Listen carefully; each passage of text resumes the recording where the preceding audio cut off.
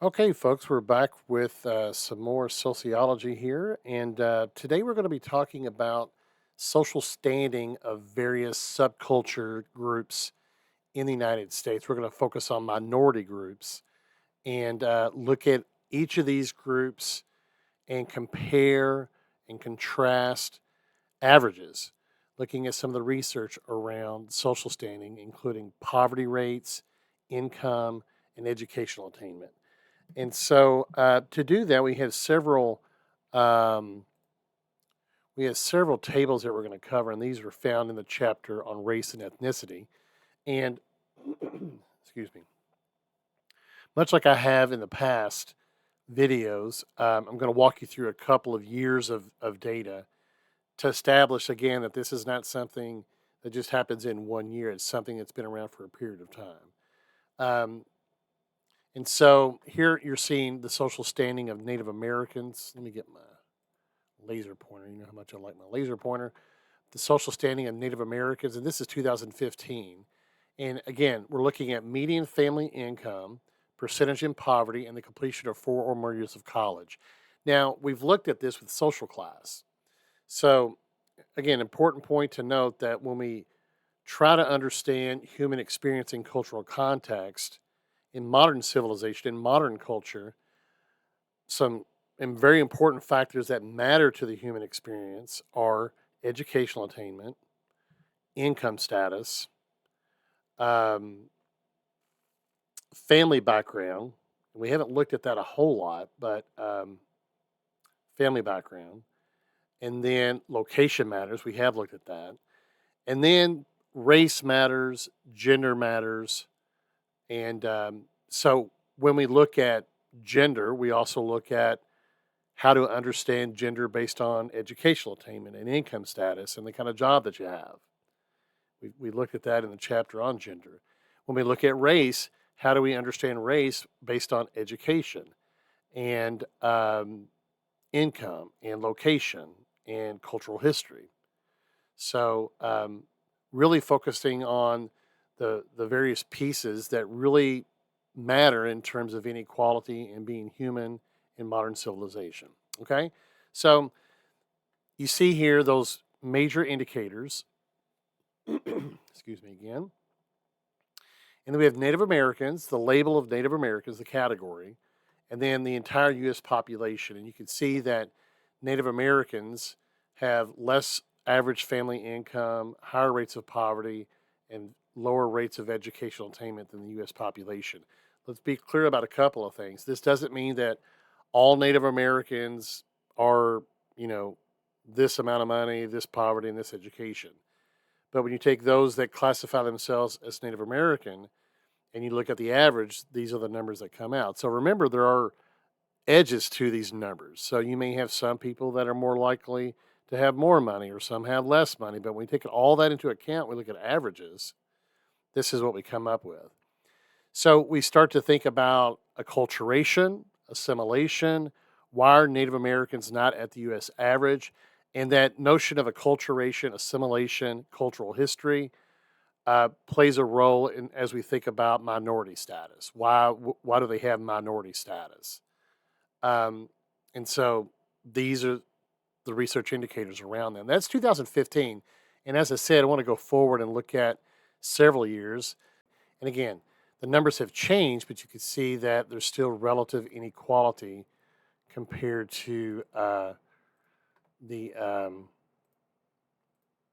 the entire U.S. population. Okay, so we're going to move on now. This is African Americans, and the same thing is at play here. Over time, there's still that gap, and so um, these are the numbers: median family income, percentage in poverty, and completion of 4 years of college relative to the U.S. population. And again, when we look at each year corresponding Black Americans, Native Americans, we're going to look at Hispanics and Asian Americans, these numbers are going to be the same for each year that we're looking at. So, with Native Americans, there's a history of a culture that's quite different than mainstream U.S. culture, even today. Black Americans is the same thing. You think about the cultural history of Black Americans in this country. This is also going to be a story of migration. Of course, except for native peoples, Native Americans. These people are largely in North America prior to white people arriving, if you will. So there's not a migration, immigration issue so much with that.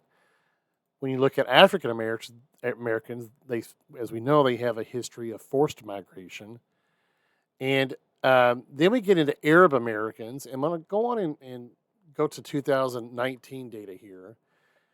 There's some differences with this category. What is the history of Arab Americans in the United States?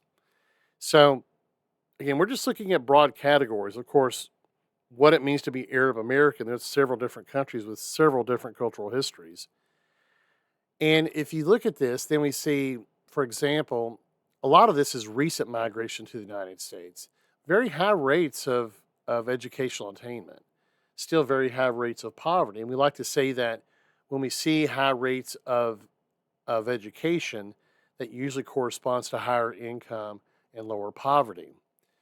Now, we're going to see this illustrated a little bit more in the next slide, and I'm going to go on and do that. Not the next slide, but the next group of people we're going to look at, Hispanic Americans. So here we have it broken out by a few categories, the major categories in the United States that consider themselves Hispanic. And we have a very different cultural history for people from Mexico, from Puerto Rico, and from Cuba. Now, the all category looks like this, but for example, compare this number to this number. Okay, Cubans are much higher than the average Hispanic in terms of median family income. Poverty is a little bit lower. Education is much higher than all Hispanic Americans. So now we start thinking about, well, who are the people here that have Cuban ancestry? And a lot of these people live in Florida, and they have a history of educational attainment in Cuba, and they left Castro rule, communist rule, to come to the United States to be able to have gainful employment and to be able to make money and not have so much of it taken by the communist regime in Cuba. So the people that came here are very different, for example, than people historically that have come here from Mexico. People that have migrated from Mexico have lower levels of education historically. They are younger, and that affects these rates of family income and poverty status, etc. This is even more exemplified when you look at Asian Americans. Okay, so again, these numbers of the entire U.S. population are the same still. We're looking at 2019. And the all Asian category here, these numbers are so much different, so much higher in terms of median family income, much lower poverty, and much, much higher completion of 4 or more years of college than the average U.S. population. Digging a little bit deeper, look at this for people from India. I mean, this number here is pushing twice the U.S. average, twice the level below the poverty rate. And look at this. Those 25 and older that are from India in the United States have 76% 4 or more years of educational attainment. That is incredibly high. So you could be quick to say, and I'm going to go solo on this one, see if I can find myself. So you could be quick to say then that people from India must be wealthier, they must be more educated, and you could think about people in India being this way too, and that's where you would be wrong, right? What does it take to get from India, if you know a little bit about your geography, what does it take to get from India to the United States? You can't just walk across a border.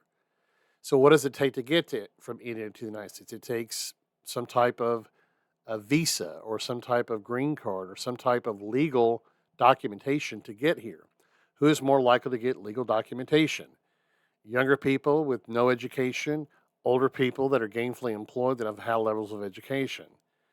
So part of the story of race and ethnicity in this United States is a story of migration. Migration is a very important part of the story of race and ethnicity in the United States. So when we think about the people in this country, and when we develop stereotypes about various categories of people, we also have to be mindful of where they come from and what cultural history they brought with them, their family history, and how that affects them in the United States. Some very interesting dynamics, some interesting research, and I'll go back here and pull this up. But there's some interesting research available that particularly looks at what happens with people from Mexican ancestry as they migrate to the United States and how they begin to assimilate. They become part of the dominant culture of the United States. People in Mexico are really close with one another. They don't have as many distractions of the economy and culture, for example, so they have a lot of close relationships, and you lose a lot of that when you migrate to the United States. Because in the United States, you have to work and you have to occupy your time and your identity with so much stuff, and that begins to take away from the relationships you have. We also know that having close relationships with people is a really positive indicator of mental health. So, lots of things at play here that are kind of interesting as we think about migration and race and ethnicity. And there's Asians, and I think that's all that we're going to look at in this particular video. That is all that we're going to look. So, thanks again, and stick around, and we'll be back with more sociology.